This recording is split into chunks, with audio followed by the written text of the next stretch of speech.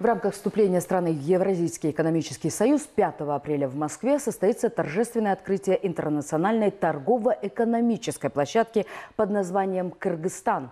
Об этом сообщают кыргызские представители объединения предпринимателей «Евразийский деловой союз». Площадкой для демонстрации своих товаров, а это 300 квадратных метров, могут воспользоваться как предприниматели, так и обычные фермеры.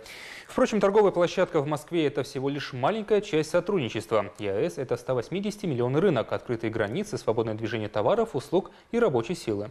Канат Калиметов продолжит тему. Кыргызстан, вступив в Евразийский экономический союз, имеет стопроцентную гарантию того, что границы будут открыты. Страна не окажется в экономической блокаде, а наоборот, ликвидированы таможенные барьеры с Казахстаном, через которые лежит путь в Россию.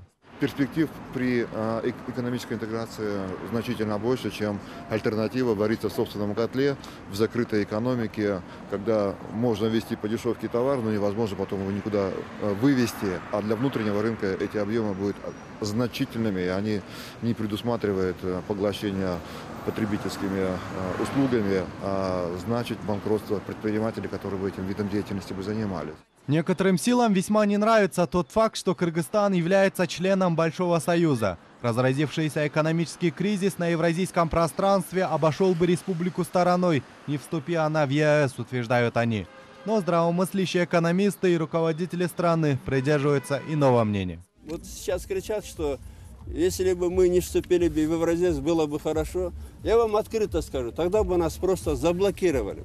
Нас просто заблокировали бы. И если кто-то помнит блокаду 2010 года, то мы дали бы прекрасный повод для торговой войны. Мы сейчас никому не нужны, честно скажу. Мы приносим только дополнительную конкуренцию. Поэтому это было очень правильное решение. И надо просто этот момент пройти и не поддаваться на эти провокации, потому что есть люди, которые хотели бы, чтобы у нас как минимум раз в 5 лет были революции, чтобы кто-то на этом зарабатывал, потому что кто-то умирает, а кто-то на этом делал деньги. К сожалению, я это знаю прекрасно.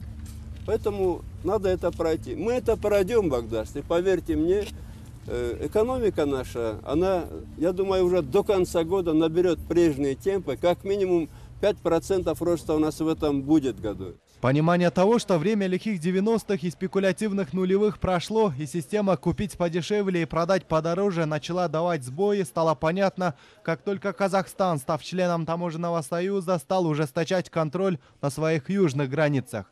В такой ситуации судьба Дордоя была предрешена. Вывозить товар за пределы республики стало невозможно. У Кыргызстана не было другой альтернативы, как присоединиться к объединению. Осознанно выбирали этот путь. И мы понимали, что лучше экономическая интеграция. Мы понимали, что в истории всего человечества не было еще ни одного неудачного примера экономической интеграции стран-участниц. Все примеры экономических интеграций были удачными. И ЕАЭС в данном случае не исключение. Потому что, когда находишься в собственном котле, мы начинаем вспоминать статистику. 70% сельского хозяйства, у нас население аграрная страна, работают на 70% на внутренний рынок, на внешний рынок и 30% на свой собственный рынок. Кыргызстан в экономическом объединении почти год. Предприниматели утверждают, что главный плюс ЕАЭС – это отсутствие преград при экспорте товаров в Казахстан и Россию. Намного лучше стало.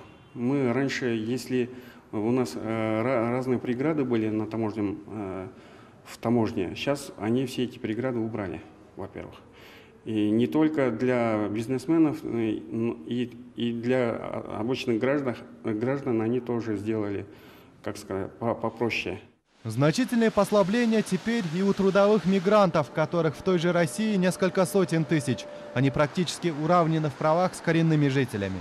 Соотечественники работают там не только по найму, как это обычно преподносится, но и вполне успешно открывают собственное дело. И в данный момент в рамках таможенного союза для наших соотечественников открылась та дверь, которую мы искали на протяжении многих лет. И сейчас можно смело претендовать, заявить о себе, вернее, о Кыргызстане, да, что у Кыргызстана есть такой мощнейший потенциал, что она может конкурировать с нашими другими странами. ЕАЭС – это шанс для Кыргызстана поднять сельское хозяйство и возродить разрушенное производство. Чтобы этого добиться, эффективную работу должен показать Кыргызско-Российский фонд развития. Канат Кальметов, Бактурсун Душембеков, Общественный первый канал.